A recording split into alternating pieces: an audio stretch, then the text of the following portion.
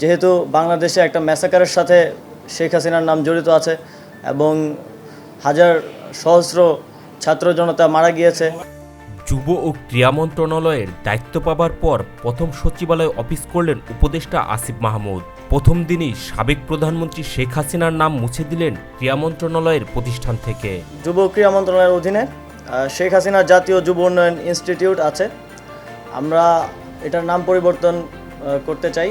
এখানেই শেষ নয়, তিনি জানালেন শুধু ক্রীড়া মন্ত্রণালয়ের স্থাপনায় থেকেই হাসিনার নাম সরবে না, পর্যায়ক্রমে সব সরকারি প্রতিষ্ঠান থেকে শেখ হাসিনার নাম মুছে দেওয়া হবে।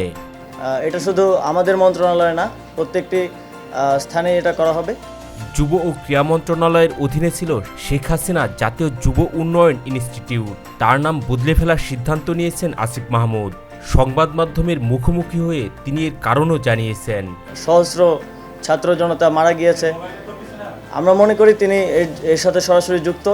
তিনি বলেন, যুব ও ক্রীড়া মন্ত্রণালয়ের অধীনে শেখ হাসিনার জাতীয় যুব উন্নয়ন ইনস্টিটিউট আছে, আমরা এটার নাম পরিবর্তন করতে চাই। যেহেতু বাংলাদেশের একটা মেসাকারের সঙ্গে হাসিনার নাম জড়িয়ে আছে এবং হাজার হাজার মানুষ মারা গিয়েছে, আমরা মনে করি এর সঙ্গে তিনি সরাসরি যুক্ত। শেখ হাসিনা জাতীয় যুব উন্নয়ন ইনস্টিটিউটের নামটা আমরা পরিবর্তন করে বাংলাদেশ জাতীয় যুব উন্নয়ন ইনস্টিটিউট করছি এবং এই বিষয়ে প্রসেস চলমান থাকবে এবং দ্রুতই এটা কমপ্লিট হবে। শুধু যুব উন্নয়ন ইনস্টিটিউট নয়, দেশের সব জায়গায় এটা করা হবে বলে জানিয়েছেন তিনি। তো বিসিবি যেহেতু একটা অটোনমাস ফেডারেশন আইসিসির অধীনে, তো এই বিষয়ে আমরা সিদ্ধান্ত নিতে পারবো না। আমরা সাজেস্ট করেছি অন্তর্বর্তীকালীন সময়ের জন্য কাউকে নিয়োগ করা যায় কিনা সে বিষয়ে তারা আমাদেরকে পরবর্তীতে রিপোর্ট করবে। যুব উন্নয়ন ইনস্টিটিউটের নতুন নাম কি হবে, এর জবাবে উপদেষ্টা আসিফ জানান, সেই জায়গা থেকে এটা শুধু আমাদের মন্ত্রণালয়ের না, সব জায়গায় থেকে এটা করা হবে।